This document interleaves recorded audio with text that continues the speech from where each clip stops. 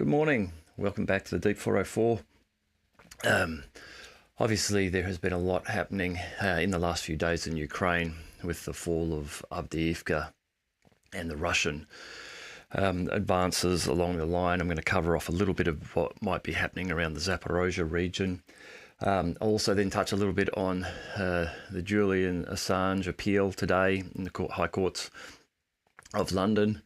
But I just want to start just by covering off just a piece of military equipment, just quickly, just the Russian Krasnopol, the 2K25 Krasnopol. This is a shell. It's a 152 millimeter, so standard Soviet or Russian shell.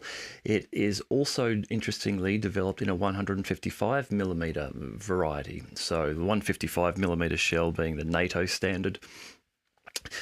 It is a fin-stabilized, laser-guided shell. So this isn't just a shell you can put into a piece of artillery and aim your artillery and fire and hope for the best. It hones in on a laser signal. So the shell itself has a range of 20 kilometers. So this means that these can be sat back 20 kilometers behind the front line and reach the front line. Or they can be pushed up closer to the front line to reach behind your enemy's front line to start hitting logistics supplies and ammunition dumps and things like that. But the interesting way that these work is that these shells are used in conjunction with a forward observer. So somebody sits forward, they detect a target which they would like to hit. They determine the coordinates of that target relative to where they are, and their forward observation point is those coordinates are known. So they determine the location of the target relative to them. They ensure that they are able to, with a laser pointing device, paint and target and hit the target with that laser.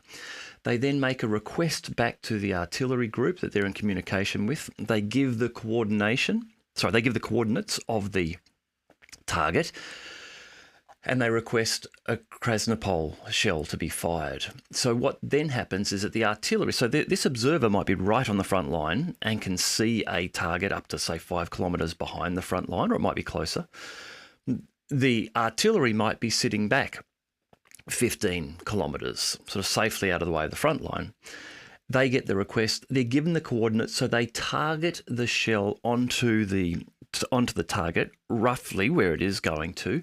Then, once the shell is fired, once it gets within that 5 kilometer range, because this laser beam is being fired onto the target, that causes reflected laser light, and this is what allows the shell, with its fin stabilization and guided ability, to be able to then maneuver and target directly. Now, there was some footage yesterday available on social media just showing some of these Krasnopol shells accurately coming in one after another and just hitting a building, hitting the roof and the side of a building. And I was thinking to myself at the time, I was like, well, that's amazingly accurate. How do you do that with artillery? And this is how it's done. It's because they are put roughly onto the target from 15 or 20 kilometres away, but then in that last 5 kilometres, they have that ability to be guided right in onto the target. Anyhow, that's those. But as I say, they're also developed in a 155 millimeter variety. Again, just an interesting factor of war is that war is business. So the Russians produce these to sell to nations like India, for example, where India may have NATO artillery requiring 155 and not 152 millimeter rounds, but can purchase those rounds from Russia.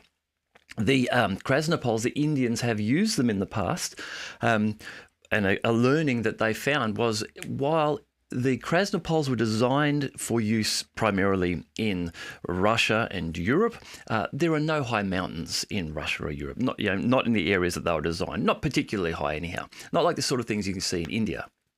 And they found problems. The Indian army found problems with the Krasnopol when they decided to use them at elevated heights in India. Just a interesting side note about these. At lower altitudes, they work fine. Once they get higher, they start to become inaccurate. Now, anyhow, I said I'd talk a little bit about Zaporizhzhia. So I'll just go to a map here.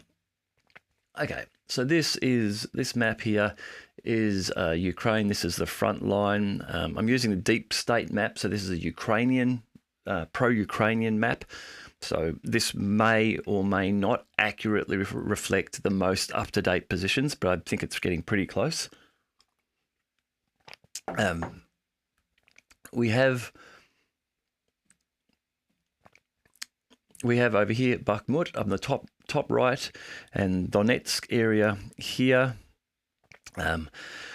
Voldahar, the Veremki Ledge, and here Robotny, Verbova, and Bradley Square, this area here.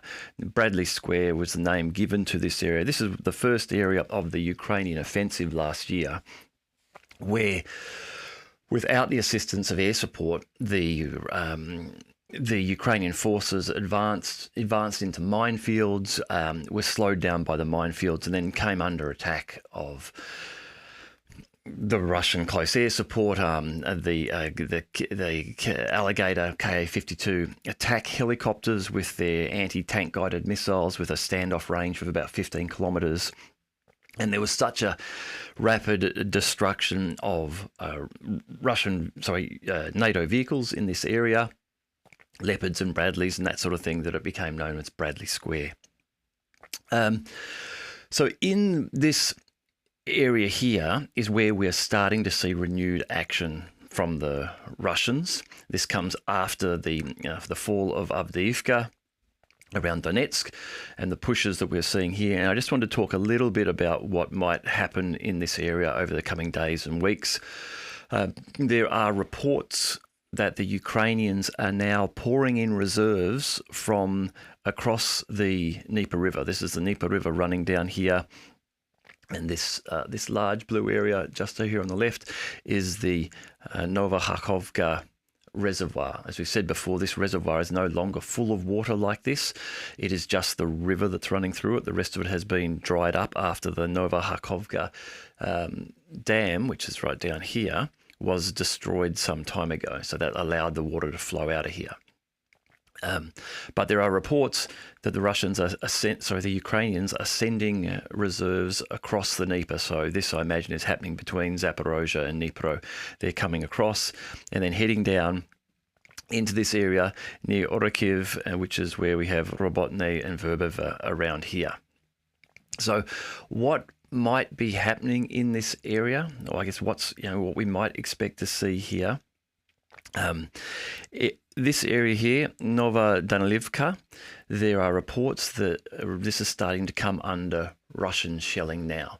The use of those Krasnopols being used in this area here to target specific locations. You can see that this is on a major roadway heading up to Orikhiv here, and the present goal for the Russians is to reduce this salient which the Ukrainians achieved during the offensive last summer to flatten this front out, and they would look to flatten this front out and then push their way up to Novodanilivka, and ultimately then level this whole area out across here by taking Mala Tokmachka and capturing Orikhiv in this area here.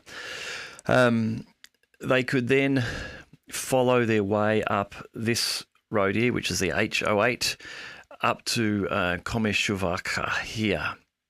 Now, if the Russians are able to reach this height up here, there is also growing Russian intensity around Kamyatsk here, Pyatikatki. So this gives the Russians the ability to move up this road here and start to approach the outskirts of Zaporizhzhia itself. So if they move up here and if they move up to Komishuvaka here, they will then have cut to this region the two southeastern supply roads into Zaporizhzhia.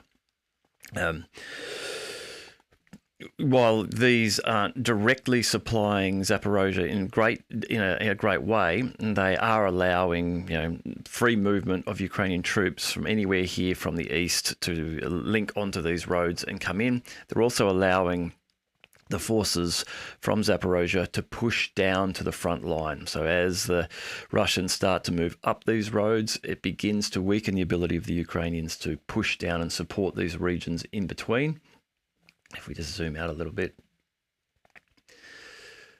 Yeah, if you zoom out, you can see that there aren't a great deal of major access ways through this area. So this entire area here above Volodya, Velka, Novosilka, Huliopol, all through this area here, are taking its main supply along this main highway, and then the Ukrainians are branching off here as they need to, heading down. In this area here around the Varemka ledge, if we just zoom in here a little bit. So this green area here is showing area that the Ukrainians captured during their offensive, but this salient, they worked their way down from Velka, Novosilka, through Vremka itself to Neskuchne, Bladodne, Makarivka, Staromayorsk, and got down here. So this was a successful push, although very, very costly, but a successful drive for the Ukrainians down this far. What the Russians are looking at doing now is from Novodonetsk to Pryutne, pushing and flattening out the line here, and then they will be looking to push up and capture Novodrivka, Rivnopol, and ultimately push the Ukrainians back up to Velka, Novosilka, this area here, and undo all of the work, all of the work that was then done during the offensive. From here,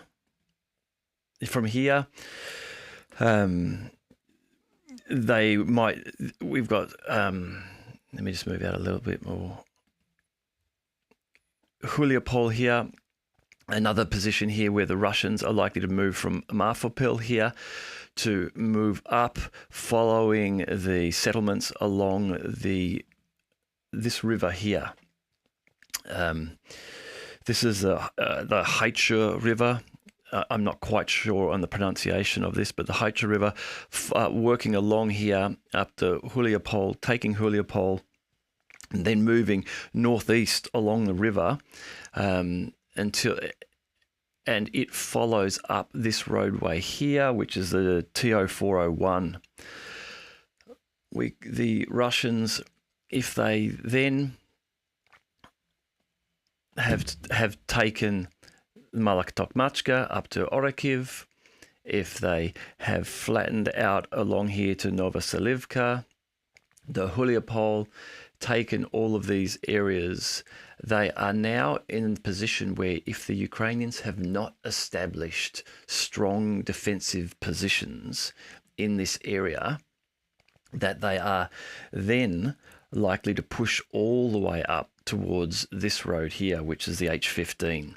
So this is if the Russians can push up through Komshyovka, get their way to Vilyansk, to Novomikhalovka and Pokrovsk.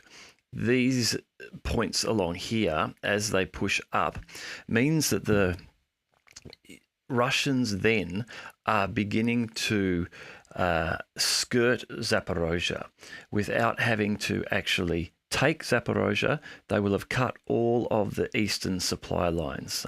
Once the Russians reach Vilnyansk, and remember they can approach this from a number of ways. They can approach this from the south, coming up in multiple positions here. They can also approach it from the east, coming along here. At Vilnyansk, then this is the M18, this northern access, major access way here.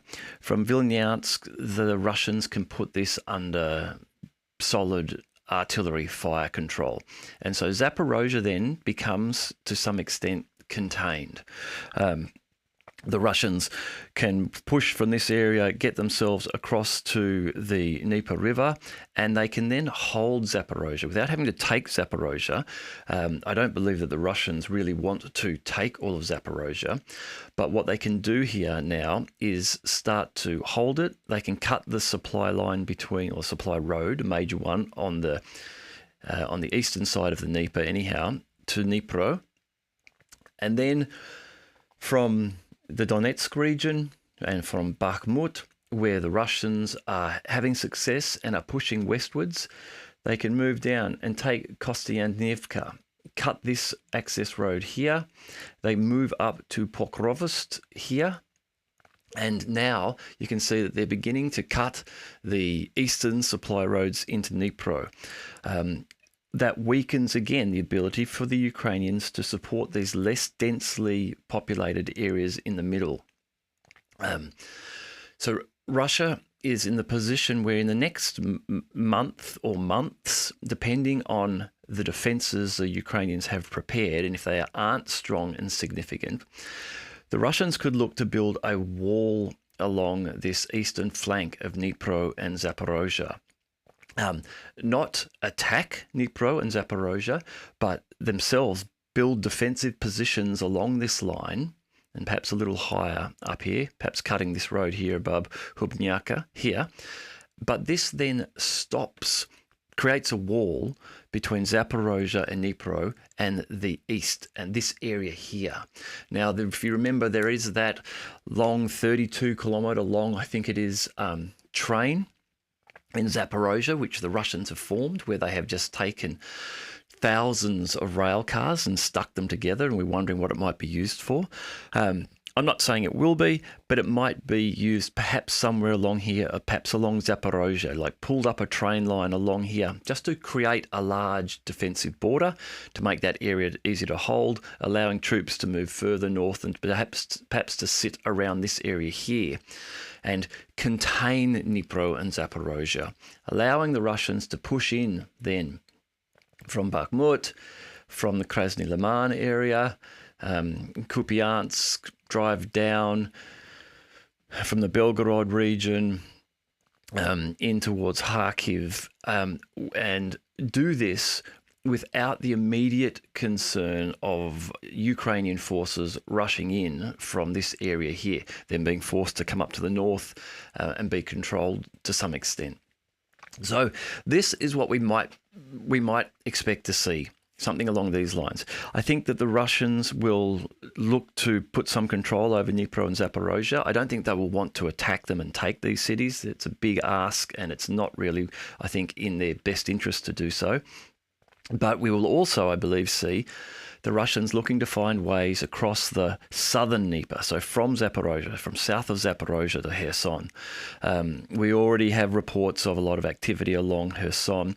There are a number of points. There's the damaged, partially destroyed Antonovsky Bridge here. There's the partially destroyed Novokhovka Dam across here. There is the drying out and drained reservoir through here, which are locations where the Russians could be looking to, Nikopol is one, extend and make a way across so that they can then begin to work towards wrapping around Mykolaiv and ultimately taking Odessa. Mykolaiv and Odessa, I might come to in another video. I think it will be some time before the Russians actually make a move there, as they need to establish these safe havens and passageways across the Dnieper. I think they're more likely to try to establish this eastern blockade of Zaporizhzhia and Dnipro to allow them to take this area through here first. That plays into the strategy then, which they may have, of not having to complete the capture of all of those oblasts to the east of the Dnieper River, but instead be able to demonstrate that they will ultimately do so and force the Ukrainians into a position of negotiation. We'll see about that. Krinky, just on that note, Krinky in the Kherson area reports today that it is being cleared. So the Ukrainians are continuing to supply and send men, small numbers across in small boats into Krinky. But the reports coming out from the Russians about the situation in Krinky for the Ukrainians isn't good. Lots of reports of frostbite, men surrendering, men being captured, and a lot of Ukrainian soldiers being killed in the attempt to hold this foothold at Krinky. As we said before, there doesn't seem to be any strategic value to this at all. It seems to be more of a PR exercise for President Zelensky of Ukraine to be able to claim that the Ukrainians are able to move across the Dnieper River here and that the Russians can't hold them back. Well, the Russians aren't holding them back in their entirety, but they certainly are treating them in large numbers there. Okay, moving on from Ukraine, just a couple of other things. Julian Assange, so in a big case relating to press freedom, freedom of speech, the ability to cultivate sources, be able to meet with them in a clandestine fashion so as to give them confidence and be able to receive information from them, and then to be able to even publicise classified information if it is in the public interest. Julian Assange has a court case in the UK today. It's going to extend for 2 days, and it will hear an appeal to avoid his extradition to the United States. He's facing 17 charges of espionage relating to his 2010 publication of secret classified US military information on his WikiLeaks site. Prosecutors are saying that he conspired with Chelsea Manning to hack servers in the Pentagon to get this information. The information that he released produced evidence of US war crimes, one of them being the 2007 helicopter gunship attack in Baghdad, killed 11 people, including 2 Reuters journalists. Edward Snowden also involved in this in 2013. Snowden leaked information to Assange's WikiLeaks site, and it was reporting that the NSA, the National Security Authority of the United States, was illegally hacking into corporations' mail servers and was reading US citizens' mail and information. A couple of years after that came the Panamanian Mossack Fonseca releases, where this offshore law firm documents were leaked revealing that corporations and public officials had set up offshore companies to evade taxes and hide money. So this has led to the US using a 1917 Espionage Act to charge Assange. His health is failing at the moment, both mentally and physically. He is apparently declining, having been imprisoned for so long. There are Jamil Jaffer, who's a professor of law and journalism at Columbia University, has said there was claimed that a successful prosecution of Assange on the basis of this indictment would criminalise a great deal of the investigative journalism that is absolutely crucial to democracy. He said, including, as I said before, cultivating sources, communicating with them confidently, soliciting information from them, protecting their identities from disclosure, and publishing classified information. At the 11th hour, the Australian Prime Minister, Anthony Albanese, has come out in support of Julian Assange after a motion was raised in the Australian Parliament backing a call for the end of Assange's prosecution.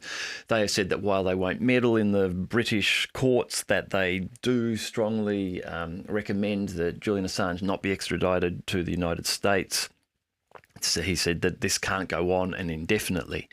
So a big day in the today and tomorrow in terms not only, of course, for Julian Assange, but for the ability for investigative journalists to be able to do their work and surface information to the public, even if the government and the military may have deemed it classified, particularly in the case of things like this, illegal activities, what appear to be war crimes or illegal embezzlement of funds into hidden offshore accounts and all that type of thing. So that would be interesting to see. Just one last one. Lloyd Austin last week was re-hospitalised into critical care unit, then released again 48 hours later.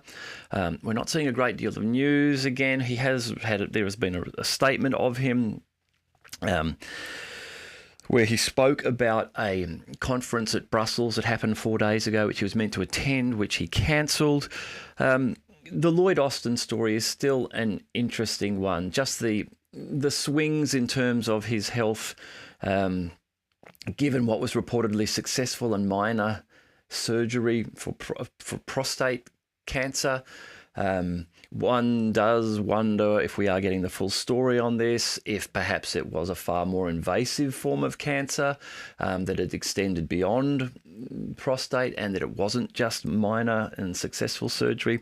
If there is some truth to the earlier allegations that he may have, in fact, have been on one of his secret trips, where there have been a number of these undisclosed trips to Ukraine, and that he may have suffered wounds from a Russian missile strike onto a NATO command post in Ukraine at that time. Whatever it might be, there still seems to be some fog around exactly what has happened and exactly the status of Lloyd Austin. While he's reportedly back and fully operating fully, we're not seeing him moving around a great deal. We're not seeing a great deal of video of him. There is something from a couple of days ago reportedly of him. But again, nothing demonstrating what sort of health he's in, or giving us an indication that he is strong and definitely in control of his role as the Secretary of Defense for the United States. Okay, look, I'm just a quick one for me for today. I've got something else that I've got to get on with now, but I look forward to talking to you again shortly. Thanks.